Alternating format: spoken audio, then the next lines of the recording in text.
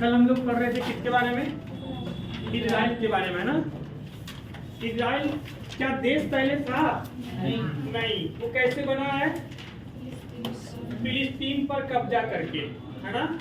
कहानी आपको कल समझाए थे कि पहले वहाँ एक फिलिस्तीन देश हुआ करता था। इन अमेरिका वालों ने क्या कर दिया, उसको बर्बाद कर दिया यहूदियों के चक्कर में, है ना। और यहूदी को दे दिया पूरा गन की लोग मारो चट्टों को, एकदम मुसलमानों को मार के रद्द कर दिया। बात समझ में आया? तो इस तरह से हमने बताया था। अब जो फिलिस्तीन रह गया, कितना परसेंट रह गया है? 12% रह गया। कितना रह गया है? 12% रह गया है। और पूरा पे कौन आ गया? इजराइल आ गया। देख रहे हो, ये गाजा पट्टी और ये वेस्ट बैंक। ये जो वेस्ट बैंक है ना, इसमें भी थोड़ा थोड़ा जहां तहाँ ABC करके इजराइल है। ये पूरा फिलिस्तीन नहीं है। ये फिलिस्तीन को हटा दिया। धीरे धीरे आने वाले 50 सालों बाद इतिहास के पन्नों पर सिमट जाएगा कौन? फिलिस्तीन। फिर उसका नामो निशान मिट जाएगा। ठीक है, जरा आइए, हमने बताया था ये जगह है क्या? गाजा। ये जगह क्या आपका? गाजा पट्टी। ठीक है, गाजा पट्टी पर ये बवाल कौन कर रहा है? कौन कर रहा है? इजराइल कर रहा है। इजराइल क्या कहता है कि ये गाजा पट्टी हमारा, एक बार हम उसने कब्जा भी कर लिया था, लेकिन इसने 2005 में क्या कर दिया, इसको आजाद कर दिया, है ना। आप समझिए, इस जगह, इस देश का नाम है इजिप्ट, मिस्र। इस मिस्र है ना, ये मिस्र के और इजराइल में कभी लड़ाई नहीं हो सकता। ये इजराइल जो है, इसमें अगर इसका कोई टक्कर देने वाला है, एक ईरान है, क्योंकि इसके पास भी परमाणु हथियार है। और बाकी सबका कोई औकात नहीं है कि जो किसको टक्कर दे देगा, इजराइल को टक्कर दे देगा। ये इजराइल सिर्फ मिस्र से नहीं लड़ सकता है, कि मिस्र की सेना बहुत पावरफुल है, बहुत ताकतवर है, समझे। और एक और रीजन है सबके कंपैरिजन में। हाँ, उन सबके कंपैरिजन में एक और रीजन हुआ, समझिए, ध्यान समझिएगा। ये इजिप्ट है, मिस्र है, ये ऊपर कौन सा सागर है? भूमध्य सागर। कौन सा है? भूमध्य सागर। इसके नीचे कौन सा सागर है? ये लाल सागर। और यहां से एक नहर निकली है जिसका नाम है स्वेज नहर। कौन सा नहर है? स्वेज नहर। स्वेज नहर। स्वेज नहर किसको किसको जोड़ती है? भूमध्य सागर को और लाल सागर को। दुनिया का सबसे ज्यादा व्यापार इसी नहर से होती है। दुनिया का सबसे व्यस्तम नहर स्वेज नहर। दो ही ऐसे नहर है, पनामा नहर और एक स्वेज नहर। पनामा नहर आगे पड़ेंगे, वो प्रशांत महासागर और अटलांटिक महासागर को जोड़ती है। और ये स्वेज नहर जो है, वो भूमध्य सागर और लाल सागर को जोड़ती है। हजारों बार एग्जाम में पूछा गया है। सबसे ज्यादा व्यापार, हाँ, सबसे व्यस्त रहता है। आप समझिए, अब ध्यान समझिएगा। इजराइल अगर इस पे हमला करेगा, किस पे? इजिप्ट पे हमला करेगा, मिस्र पे, और मिस्र गलती से अगर इस स्वेज नहर को बंद कर दिया ना, तो पूरा तबाही मच जाएगा दुनिया में, व्यापार ही रुक जाएगा। क्योंकि अगर आप नक्शा में देखोगे, इस भूमध्य सागर से अगर लाल सागर में आना इधर से, तो पूरा घूम के आना पड़ेगा। 6 महीना का टाइम पीरियड जो है, वो महज एक दिन में समेट दिया। नहीं समझे? जैसे मान लो, अब यहाँ पर कोई नदी है, कोई बहुत बड़ा झील है, और चौड़ाई भले ही कम है, आपको उस साइड जाना है, और उसके लिए पूरा घूमना पड़ता था 50 किलोमीटर। अगर 50 किलोमीटर घूमने से बेहतर किसी ने 500 मीटर का एक ब्रिज बना दिया, तो 50 किलोमीटर बच गया ना जी। तो पहले जो पानी वाला जहाज था, उसको व्यापार करने के लिए पूरा समुद्र लांघ के आना पड़ता था।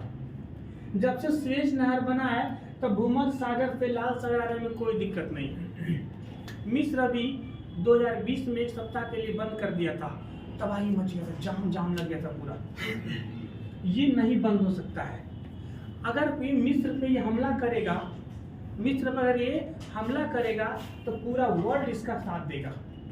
व्यापार इसी के साथ हमारा, आपके घर के होके रास्ता गया है, अगर रास्ता ब्लॉक कर देंगे तो 2 गांव कट जाएगा, गांव वाला सपोर्ट करेगा जी, नहीं भाई इसका रास्ता बंद नहीं होना चाहिए, है ना।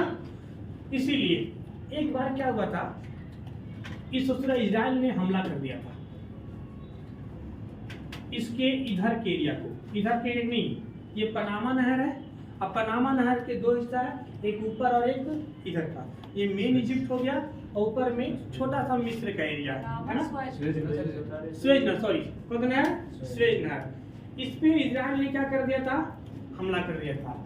ये जो स्वेज नहर के ऊपर का एरिया है इसे हम लोग कहते हैं सिनाई प्रायद्वीप। क्या बोलते हैं, सिनाई प्रायद्वीप। जिनके पास नक्शा होगा पेज नंबर 54 निकालिए, एशिया वाला में क्या कहते हैं 54 वो निकालो। एटलस का क्या नाम है, आपको बता रहे हैं। जिनके पास पेज नंबर वो है ऑक्सफोर्ड है, वो पेज नंबर कितना निकालेंगे, 53 निकालेंगे, 51 निकालेंगे। कहाँ था जी वो, 55 में था, 57 पे था, 55 पर था। ठीक है, देखो आपको लिखा हुआ स्वेज नहर ऊपर, इजराइल में जस्ट साइड में, हाँ जस्ट साइड में देखो नीचे लिखा हुआ स्वेज नहर, लिखा है ना स्वेज नहर। अफ्रीका महाद्वीप। ठीक है, ये जहाँ पे नहर बना क्या नाम है, स्वेज नहर। और स्वेज नहर के ऊपर का जो ये द्वीप है इसे बोलते हैं सिनाई द्वीप। क्या बोलते हैं, सिनाई द्वीप, सिनाई प्रायद्वीप। इस सिनाई प्रायद्वीप पे एक बार इजराइल ने कब्जा कर लिया था। कब्जा कर लिया तो हाहाकार मच गया, इसने तुरंत छोड़ दिया। क्यों छोड़ दिया, छोड़ने के पीछे इसने एक रीजन था। इसने इजराइल ने इसके साथ एक समझौता किया और कहा कि अगर हम इन चोटों को मारेंगे तो तुम बीच में नहीं आओगे। इंटरनेशनल रिलेशन में मिस्र हमेशा इजराइल का साथ देगा। जब भी यूएनओ में कोई वोटिंग होगा तो मिस्र हमेशा इजराइल के फेवर में देगा। इजराइल और मिस्र कभी लड़ाई नहीं करेगा। इजराइल और मिस्र आपस में कभी हथियार नहीं चलाएगा। इस एग्रीमेंट को रखा है, नहीं समझे। एक बात बताओ, इसमें मान लो अगर ये एग्रीमेंट पे मिस्र साइन नहीं करता, इसका सिनाई प्रायद्वीप पे चला जाता। तो सिनाई प्रायद्वीप में क्या दिक्कत है, काहे के लिए इस सब के चक्कर में मिस्र इधर से लड़ने जाए। क्योंकि इजराइल का मतलब है अपने आप में अमेरिका, अपने आप में ब्रिटेन, कल सिखाया था ना। इसके चक्कर में इससे कोई झगड़ा लेने नहीं जाता है। ठीक है, अब जरा थोड़ा सा समझिए इंटरनेशनल रिलेशन को। आज आपको बताते हैं कि तालिबान और ये ओसामा बिन लादेन का जन्म कैसे हुआ, समझिए। थोड़ा सा हम नक्शा को छोटा कर रहे हैं आपको समझाने के लिए।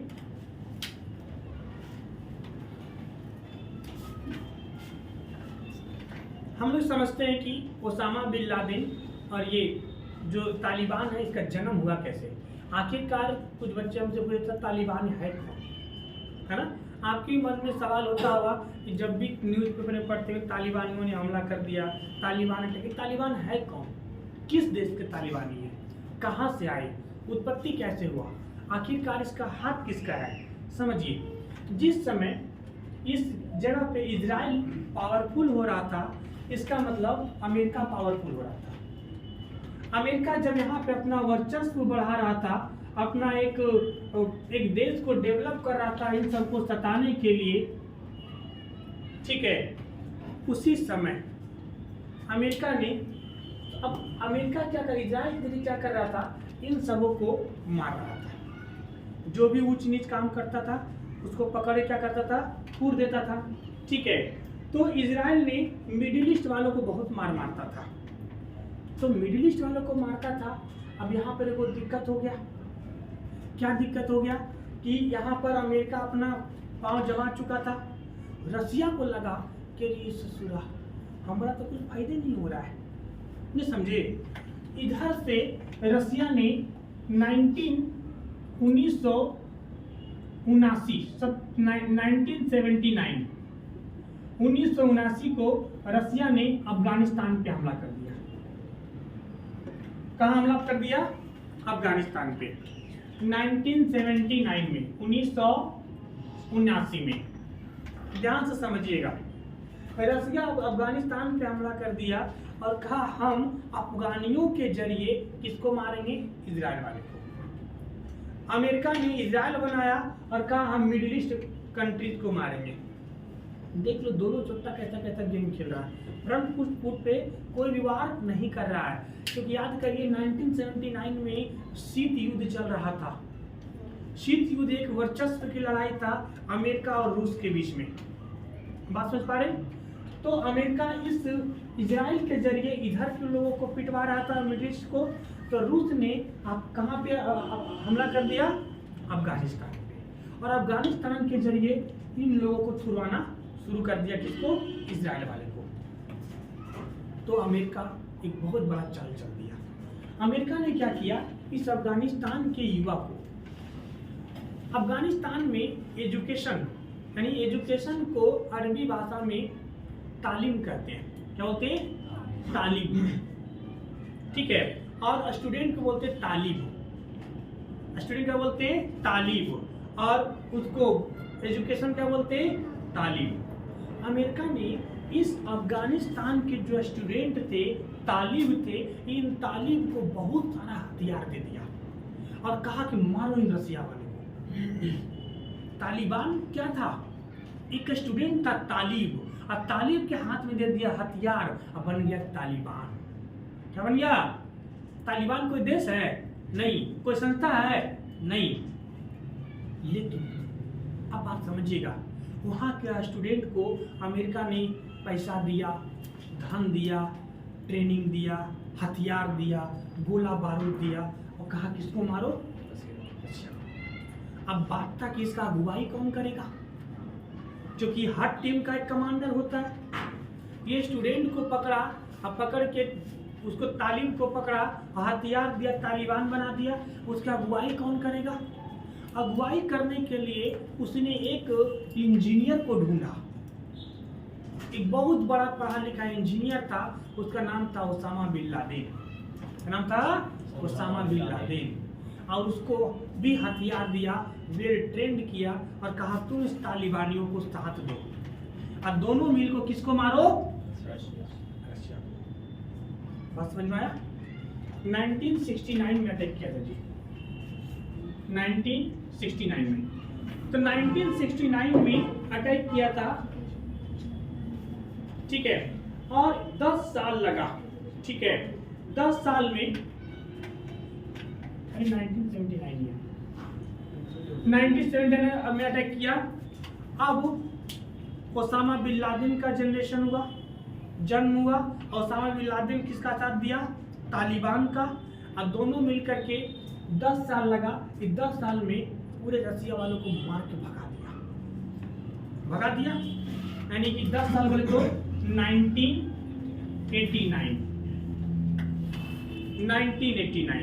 1989 के बाद 1990 से लेकर के 2001 तक ओसामा बिन लादेन अपनी एक बड़ी फौज खड़ा करने लगा। क्योंकि जब आप किसी आतंकवाद को जन्म देते हो तो आतंकवाद एक विकराल रूप ले लेता है। अब आपको समझ में आया तालिबान का जन्म कहाँ से हुआ? जन्म किसने दिया? अमेरिका ने। लादेन को किसने बनाया? अमेरिका ने। ठीक है। अब 1990 से लेकर 2001 के दशक तक ओसामा बिन लादेन इन तालिबानियों की फौज को बड़ा किया, खूब पैसा इकट्ठा किया और बहुत मजबूत संगठन बनाया। जब संगठन बनाया तब 2001 में इस ओसामा बिन लादेन ने अमेरिका से पूछा कि अरे चुट्टा, तुम फिलिस्तीन पे क्यों आक्रमण किया था? ओसामा बिन लादेन तो अमेरिका ने कहा हमसे सवाल करेगा? बोला हम पूछ रहे हैं चुट्टा, तुमने फिलिस्तीन पे आक्रमण क्यों किया था? बोला हमने आक्रमण नहीं किया था, ये इजराइल वालों ने मारा है। तुम ही हमको ट्रेनिंग दिए हो, 10 साल तुम्हारे साथ रह के लड़े हैं और हम ही को नहीं पता तुम्हारा चाल क्या है। बोला तुमने मारा है हमारे फिलिस्तीनियों को, क्योंकि फिलिस्तीन वाले भी मुसलमान, ओसामा बिन लादेन भी मुसलमान। उसने कहा कि तुमने मारा है, अब तुम्हें हम छोड़ेंगे नहीं अमेरिका को। उसने ओसामा बिन लादेन ने 2001 में यूएसए के वर्ल्ड ट्रेड सेंटर पे हमला कर दिया और वर्ल्ड ट्रेड सेंटर को मार के उड़ा दिया। हालांकि वर्ल्ड ट्रेड सेंटर को मारना ठीक नहीं था, क्योंकि वर्ल्ड ट्रेड सेंटर में हर तरह के लोग होते, बच्चे, बूढ़े, महिला, वो सही नहीं था। लेकिन वर्ल्ड ट्रेड सेंटर के साथ उन्होंने एक सैनिक, इनका सेना का मुख्यालय था, उसका नाम था पेंटागन। क्या नाम था? पेंटागन। पेंटागन को भी मार के उड़ा दिया। पेंटागन क्या था? यूएसए का एक सेना का मुख्यालय था। अब जब यूएसए के सेना का मुख्यालय मार के उड़ाया, बहुत बड़ा बड़ा कैप्टन, ब्रिगेडियर मरा उसमें, तब अमेरिका तलबला गया। का सोचा मार के रद्द कर देंगे तुमको। बोला वाह वाह वाह, हम भी तैयार हैं, हम भी फौज है हमारे पास। तब से लेकर के 2001 से लेकर के 2021 तक लगभग 20 साल अमेरिका ने कहाँ रहा? अफगानिस्तान में रहा। 20 साल रहा ना जी। कुछ उखाड़ पाया तालिबानियों का? नहीं। 2021 में जब तालिबानी ढूंढ के मारने लगे अमेरिका वालों को, तब सोचे जहाज में लटक के भागे थे लोग, बेग बदल के भागे थे। ठीक है, नाम था Mohammed Jordan, sir Isaac Jordan, बोलते थे मोहम्मद आतिफ, मुसलमान बन के भागा था वो लोग, नहीं तो काट तो पकड़ के ये तालिबानी लोग, जितना अमेरिका वाले थे। ये अफगानिस्तान है। अफगानिस्तान को आज तक कोई नहीं जीत पाया है। सिकंदर सुसरा को 3 साल लग गया था अफगानिस्तान में। उसकी मम्मी ने फोन की थी कि क्या तुम विश्व विजेता है, तुमसे वो छोटा सा जगह नहीं जीता गया? बोला मम्मी, हर 10 कदम पे पहाड़ मिलता है। अब पहाड़ जब चढ़ते हैं तो हम लोग इतना मेहनत से चढ़ते हैं, और सामने वो लोग बैठा रहता है वैटाले लेके, और जैसे ही चढ़ के खड़ा होते थोपड़े पे फेंक देता है। ठीक है, तो उसकी मम्मी बोली कि तो कैसे विश्व विजेता बनेगा बताओ, एक छोटा सा जगह नहीं जीत पाया। तो सिकंदर ने इस अफगानिस्तान की एक मोटी मिट्टी लेकर के अपना मोहल्ला भिजवाया था। जैसे ही मोहल्ला गया, मिट्टी मोहल्ला में लड़ाई हो गया। इसलिए इस मिट्टी को कहा जाता है अफगानिस्तान को, ये जो है ना लड़ाई का घर है, यहाँ कोई नहीं जीत पाया है तालिबानियों के सिवाय। समझे? और इस अमेरिका को मार के रद्द कर दिया। उसके बाद अमेरिका को लगा कि ये ओसामा बिन लादेन खतरा है, तभी ऑपरेशन चलाया था 2011 में, और ओसामा बिन लादेन को मारा गया था। याद है? तो ओसामा बिन लादेन को पैदा किसने किया? नहीं समझे? आज तालिबान, लश्कर ए तैयबा, ये सब IS किसका देन है? अमेरिका का देन है। तो सोचना खतरा हम लोग को नहीं जी। तालिबान अब पहुंच चुका है यहाँ, कुछ दिन बाद मारेगा कैंसर को, तो मार को दिया देगा वगैरह। और क्या पता, आतंकवादी का कोई जात थोड़ी होता है, वो कोई मजहब थोड़ी देखता है। वो हमला कभी भी कर सकता है, भले ही हमारा कुछ नहीं कर पाएगा वो, लेकिन कुछ तो नुकसान करेगा ना जी। अमेरिका से लड़ने नहीं जाएगा वो, बात समझ पा रहे हैं? इसीलिए ये जो थे, ठीक है, अमेरिका वाले और रूस वाले ने पूरा तबाह करके रख दिया पूरा देश को। एक दो देश नहीं होता तो पूरा शांति से सब लोग रहते।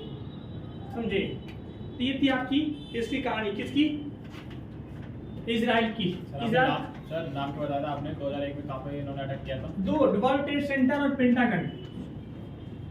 पेंटागन इनकी सैनिक मुख्यालय था। जो 9/11 की घटना थी। हाँ, सही पकड़े हैं। 9/11 तो क्या नाम है, वो अमेरिकी कैलेंडर के हिसाब वो तो अलग था। अलग है। हाँ, 9/11 की तो घटना में तो अलग था, उसमें भी हुआ था। मिसाइल गिराई थी।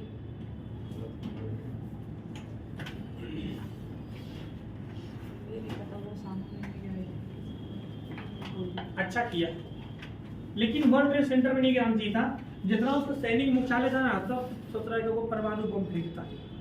और ओसामा बिन लादेन को फॉर्मूले नहीं था परमाणु बम का। नहीं समझा?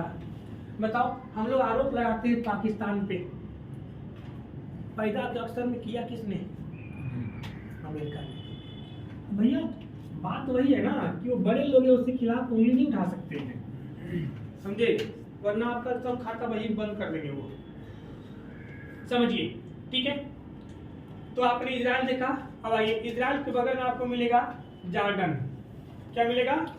जॉर्डन मिला। जॉर्डन मिला।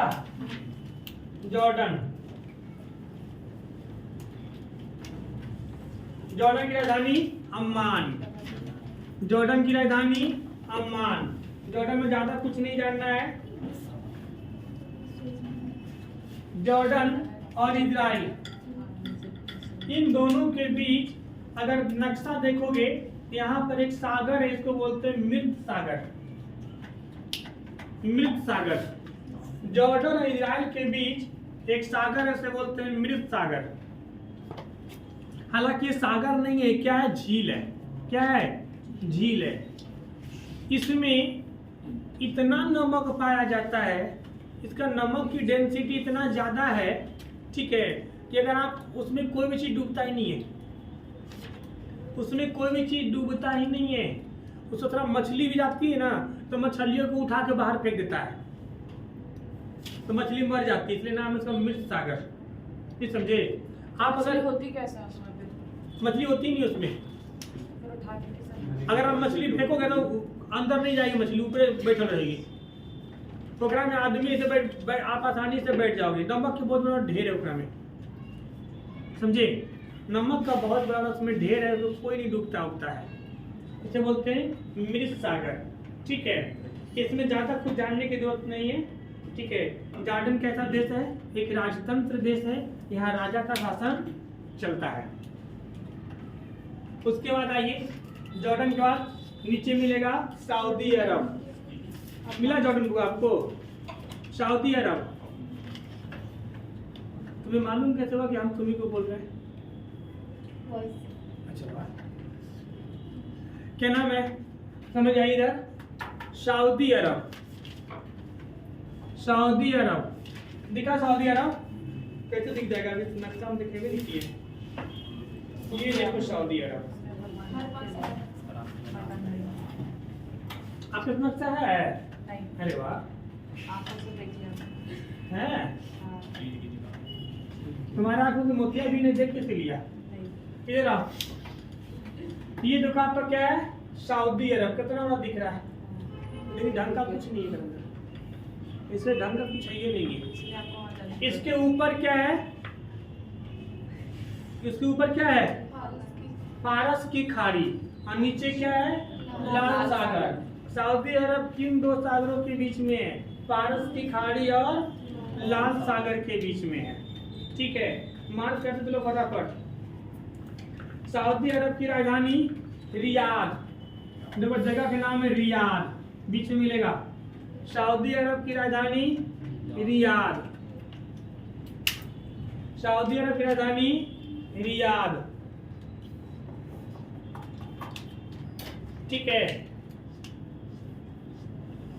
सऊदी अरब की राजधानी रियाद मिल गया। आइए, यहाँ की करेंसी क्या है, रियाल। यहाँ की करेंसी, ये करेंसी यहाँ क्या है, रियाल। यहाँ कभी पूछा था होगा, यहाँ की करेंसी क्या है, रियाल। करेंसी क्या है यहाँ की, रियाल। सर धर्म कहाँ चलती है? धर्म अभी आगे आएगा, जगह पाएगा सब बता देंगे। रियाल याद होगा, आगे दिमाग ना लगा। नहीं, ये सुना है अब तो अभी सब सुनने को मिलेंगे। इजिप्ट का नाम सुना था ना, दिखा दी नक्शा में। स्वेजना का नाम सुना था? आइए समझिए, इस ससुरा एकरा है खाली पेट्रोलियम है, कुछ है ये नहीं था इसके पास। सिर्फ पेट्रोलियम का बहुत बड़ा भंडार है। अब पेट्रोल बेच बेच के यहाँ बहुत ज्यादा कमा लेता है, ठीक है। यहाँ पर मतलब ये समझ लो कि यहाँ पर लोकतंत्र कुछ चाहिए नहीं, यहाँ राजा है। मतलब राजा एक तरह से, सऊदी अरब की जो संपत्ति है वहाँ के प्रधानमंत्री की संपत्ति होती है। जैसे भारत की संपत्ति किसकी है? किसी की नहीं है। क्या राष्ट्रपति भेज देगा? उसको सुप्रीम कोर्ट दौड़ा दौड़ा के मारेगा, ये समझे। ये तो पुराने प्रधानमंत्री थे मनमोहन सिंह, बस गए तो गए हो। मोदी जी हैं, अब जब तक है तब तक है, कोई दूसरा प्रधानमंत्री आएंगे फिर अपना वो देश चलाएंगे। लेकिन यहाँ का प्रधानमंत्री कौन है? जैसे मान लो अभी कौन है जी, सलमान बिन अल सुख बिन याद बिन, ऐसे करके नंबर लंबा नाम होता है, उसका नाम ही याद नहीं होता है। सुलेमान बिन हज बिन जहाज बिन डस्टबिन बिन कुबर बिन, ठीक है, सब लगा देगा एक साथ। तो ये उसकी संपत्ति मानी जाती है। आपको पता है यहाँ कोई बच्चा जन्म लेता है ना, तो थोड़ा जन्म लेते साथ उसकी सैलरी शुरू हो जाती है। पैसा बहुत यहाँ, समझे। इंडिया में तो कमाना पड़ता है, उसके बावजूद बेरोजगार रह जाता है, नहीं समझे। यहाँ बिना कमाइले पैसा मिलता है। आइए इधर देखिए, रूल्स भी तो बहुत स्ट्रिक्ट होते हैं। हाँ, लाल सागर के बगल में आपको मिलेगा मक्का, मिला मक्का, और ऊपर मिलेगा जेद्दा, दो मिला होगा, मक्का और जेद्दा, मक्का और जेद्दा मिला। मक्का में हिंदुओं को क्यों नहीं जाने देते? बता रहे हैं मक्का और जेद्दा। जेद्दा में एयरपोर्ट है, जेद्दा में एयरपोर्ट है, मक्का में एयरपोर्ट नहीं है। अगर आपको मक्का जाना है तो आप जेद्दा एयरपोर्ट पे उतरोगे, वहाँ से बस आपको उठा करके ले जाएगी कहाँ, मक्का।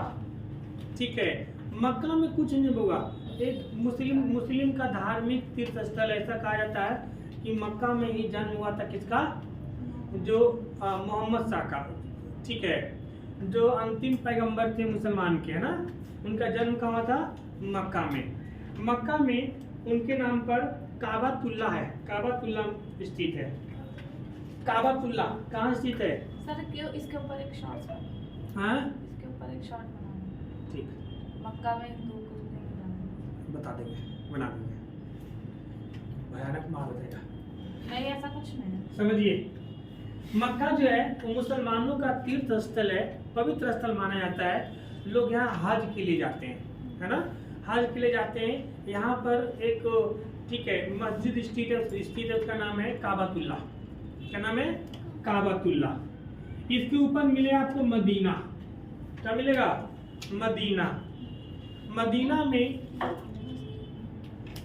जो अंतिम पैगंबर थे उनकी मृत्यु कहाँ हुई थी? मदीना में। वहाँ पर एक मस्जिद है, मस्जिद नबी। मस्जिद नबी कहाँ स्थित है? मदीना में। मस्जिद मदी कहाँ स्थित है? मदीना में। तो ये दोनों मुस्लिमों का पवित्र स्थल है, ध्यान से समझिएगा। मस्जिद नबी, मस्जिद नबी। आप देखते होंगे कि जो इंडिया के लोग हैं ना, वो पश्चिम की तरह करके नमाज पढ़ते हैं, क्योंकि भारत से जो मक्का पड़ता है वो पश्चिम दिशा में पड़ता है। लोग यहीं पर जो क्या नाम है, मक्का मदीना जो मस्जिद है, इसी की सर रख के लोग नमाज पढ़ते हैं। तो जो इंडिया वाले इधर वाले लोग हैं वो पश्चिम की ओर करते हैं। अब जो सपोज कर लो मिस्र वाले होंगे वो पूरब की ओर मुँह करते होंगे। ये मिस्र वाले कैसे करेंगे? पूरब ही ना मुँह करेंगे जी। और जो ऊपर वाले सीरिया वाले होंगे नीचे की ओर करेंगे, दक्षिण की ओर करते होंगे। नीचे वाले लोग उत्तर की ओर मुँह करते होंगे।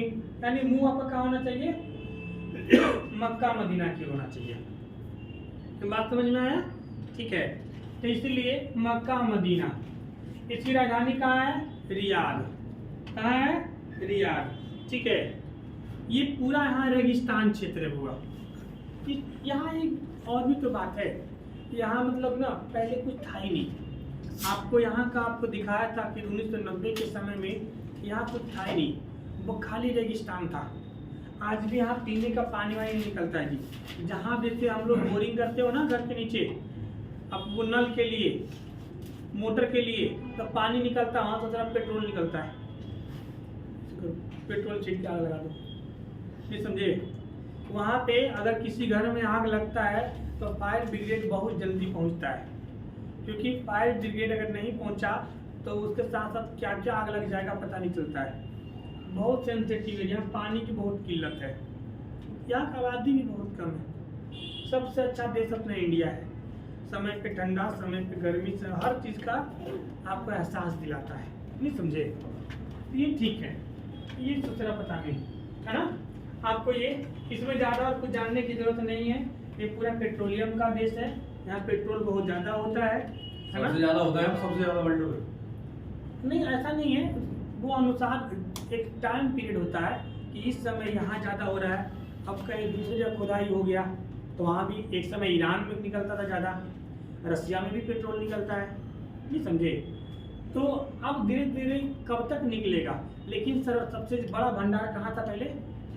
सऊदी अरब में। अभी भी बड़ा भंडार के रूप में माना जाता है, क्योंकि जगह जिस हिसाब से है उस हिसाब से यहाँ पेट्रोल बहुत ज़्यादा है। ठीक है, तो रसिया, क्या नाम, सऊदी अरब। सऊदी अरब के ऊपर में कौन था, कौन सी खाड़ी है, फारस की खाड़ी, और नीचे कौन सा है, लाल सागर, ठीक है। उसके बाद आपको नीचे मिलेगा यमन, क्या मिलेगा, यमन। नीचे आपको देश मिलेगा, क्या देश मिलेगा, यमन। यमन दिखा,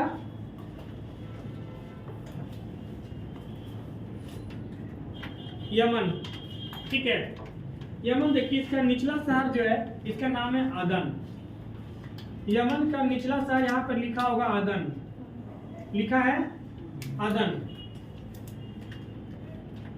और उसके नीचे खाड़ी है, उसे बोलते हैं अदन की खाड़ी। क्या बोलते हैं, अदन की खाड़ी। इसमें नहीं लिखा है। नहीं लिखा है, फिजिकल नक्शा में जाइए, लिखा होगा। फिजिकल मैथ में आइए, पेज नंबर 55 में आइए, वहां देखो आपको मिलेगा अदन की खाड़ी। नहीं है, ये अरे इसमें लिखा हुआ पेज नंबर 53 वाला में, यमन के नीचे लिखा हुआ है अदन की खाड़ी। यमन के नीचे लिखा हुआ है अदन की खाड़ी, लिखा है अदन की खाड़ी। सब लोग मार्क करो, बनाओ जल्दी, अदन की खाड़ी। ये अदन की खाड़ी है और ऊपर लाल सागर है ना। तो लाल सागर और अदन की खाड़ी को जोड़ने वाला एक पतला रास्ता है जिसे हम लोग जल संधि कहते हैं, उसका नाम है, उसका नाम है बाब अल मंदेब। इसका नाम है बाब अल मंदेब, बाब अल मंदेब, बाबल मंदेब की जल संधि, बाबल मंदेब की जल संधि किसको किसको जोड़ती है, लाल सागर और अदन की खाड़ी को। लाल सागर और अदन की खाड़ी को कौन सा जल संधि जोड़ता हुआ, बाबल मंदेब, बाबल मंदेब, बाबल मंदेब, बाबल मंदेब। मिला। इधर जरा आइए, यहाँ देखिए आपको एक द्वीप दिखा हुआ है, लिखा हुआ नाम सोकोट्रा द्वीप, सोकोत्रा द्वीप लिखा है, सोकोत्रा द्वीप, और उसे ब्रैकेट में यमन लिखा होगा, सोकोत्रा द्वीप, और बगल में क्या लिखा होगा, यमन। यानी ये भी किसका हिस्सा है, यमन का हिस्सा है। किसका हिस्सा है, यमन का हिस्सा है।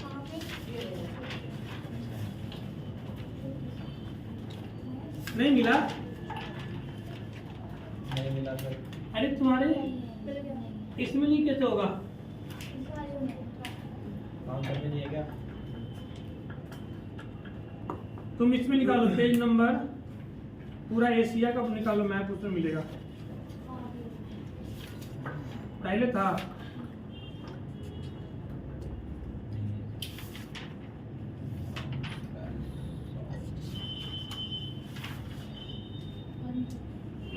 इसमें नहीं है।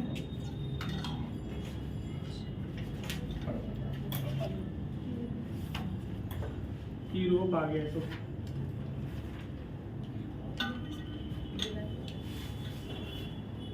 अच्छा, इसका यहाँ तो कट गया है, ये कट गया है।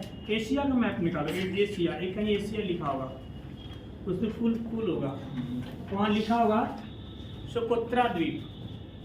बात समझिए, सोकोत्रा द्वीप को समझने से पहले थोड़ा सा हम लोग चलते हैं वर्ल्ड पे, है ना, वर्ल्ड पर बात करते हैं जरा। मिला, हाँ इसी में देखो लिखा होगा, आई तुमने क्या खोल दिया, एशिया पर, एशिया है, हाँ ये तो है, देखो सोकोत्रा द्वीप है ना, यहाँ पे सोकोत्रा द्वीप। देखो थोड़ा सा समझिए जरा इस बात को, सोकोत्रा द्वीप के बारे में। जैसे पाकिस्तान का ग्वादर बंदरगाह किसने ले लिया है, चाइना ने ले लिया है, तो हम उसके बदले में एक ईरान का एक बंदरगाह है जिसका नाम है चाबहार बंदरगाह। क्या नाम है? चाबहार बंदरगाह। जब ईरान पर आएंगे तब को समझाएंगे। ईरान के चाबहार बंदरगाह को हमने ले लिया। देखो ईरान इसमें दिखेगा जी, लिखा भी है। लिखा है ना ईरान? हाँ, चाबहार पोर्ट। हाँ देखो चाबहार, ये है ना लिखा हुआ, देखो ये भागले चोट्टा, ये चाबहार बंदरगाह। ये ग्वादर बंदरगाह किसने ले लिया? चाइना ने ले लिया। तो हमने क्या ले लिया?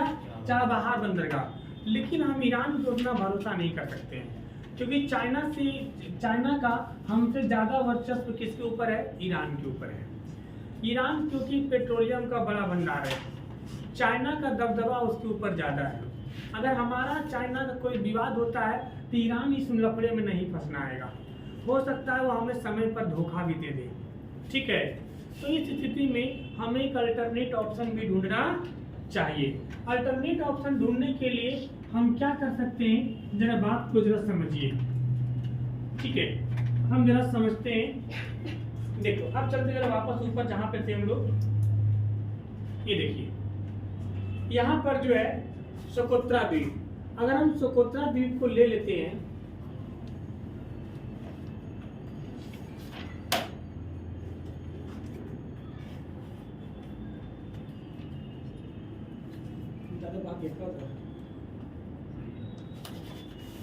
समझिए सोकोत्रा द्वीप को अगर हम यहाँ से ले लेते हैं, इसको बोलते हैं कि काम करो, कुछ हिस्सा हमें लीज पर दे दो और यहाँ पर हम अपनी नौसेना और एयरफोर्स को स्थगित कर देते हैं, जिससे आपको बहुत फायदा होता है। क्यों फायदा होगा?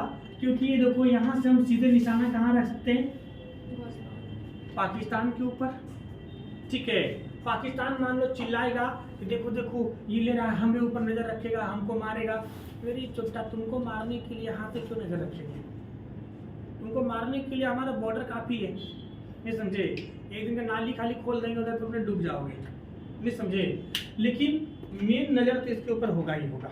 वो बस दुनिया को कहा जाएगा कि हम इसके लिए नहीं ले रहे हैं। तो अगर हम ये ले लेते हैं, इससे हमें 2-3 फायदा होगा, क्योंकि चाइना ने इस जगह को ले लिया है। जब आपको पढ़ाएंगे हम अफ्रीका, तो अफ्रीका में इस बात को हम पढ़ेंगे। अब चाइना देख लो कहाँ से आके कहाँ ले लिया, और हमें इसी को लेने के लिए फुर्सत नहीं है, सोकोत्रा द्वीप को। अब सोकोत्रा द्वीप को अगर हम ले लेते हैं तो हमें 2-3 फायदा हो जाएगा। पहला फायदा ये होगा कि जब ये जो स्वेज नहर है, इस स्वेज नहर से जो भी व्यापार होता है, इस व्यापार इसी के रास्ते में जाता है। ठीक है, यहाँ पर एक देश है, उसका नाम है सोमालिया। दुनिया का सबसे वरिष्ठ देश कौन सा है? सोमालिया। सोमालिया चुट्टा क्या करता है? वो डायरेक्ट से डायरेक्ट जहाज को ही वो कर लेता है, हाईजेक कर लेता है। ये जो सोमालिया देश है ना, ये जहाज को ही हाईजेक कर लेता है।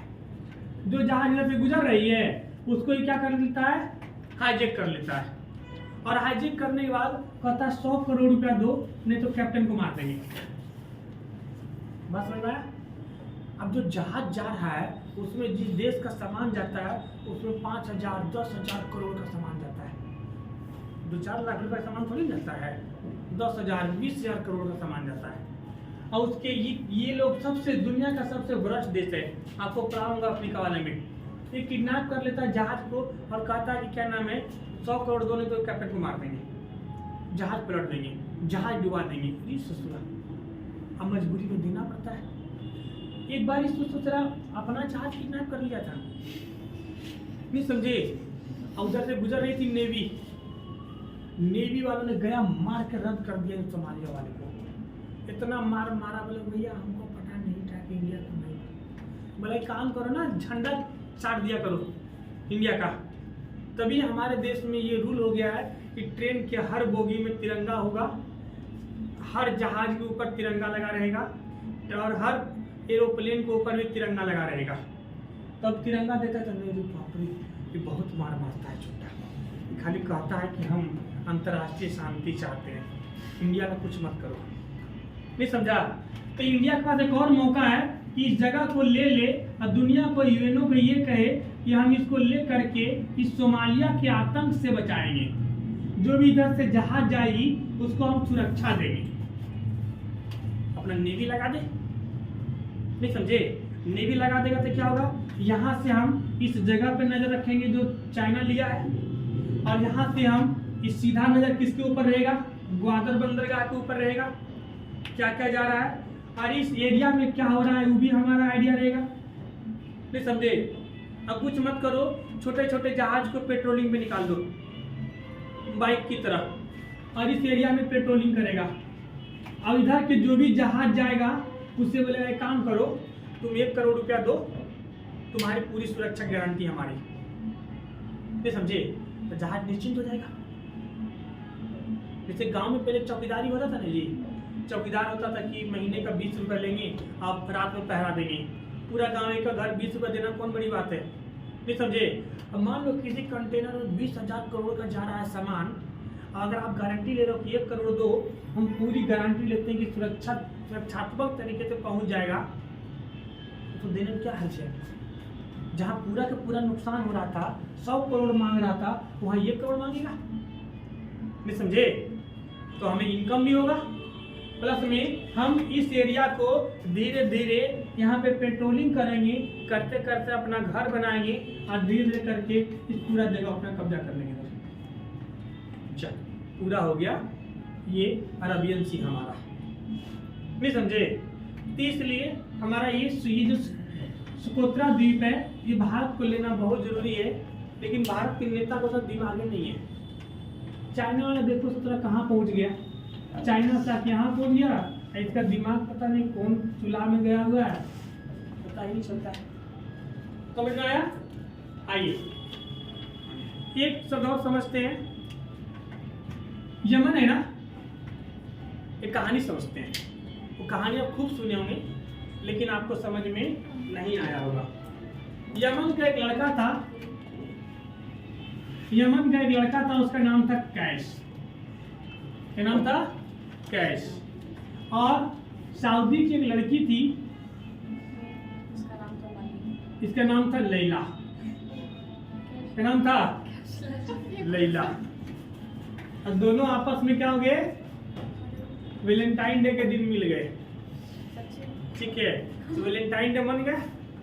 अब इसको ससुरे को गन्ने की खेत का रास्ता मिल गया, जब मन तो ससुरा पहुंच जाता था लैला से मिलने के लिए। समझे?